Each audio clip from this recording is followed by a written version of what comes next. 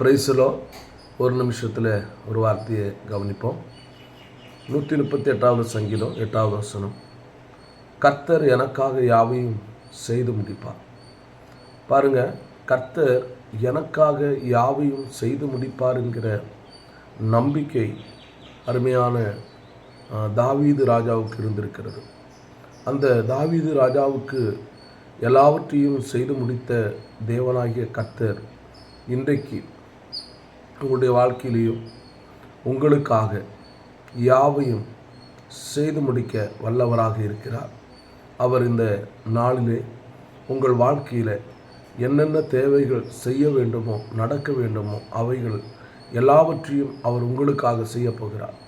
மனிதன் தடுக்கலாம், ஆனால் தேவன் உங்களுக்கு செய்ய நினைத்ததை எந்த மனிதனும், எந்த அதிகாரங்களும், எந்த சத்துருவின் வல்லமைகளும் தடைபடுத்த முடியாது. கர்த்தர் உங்களுக்காக யாவையும் செய்ய வல்லவராக இருக்கிறார். ஆமென், ஆமென்.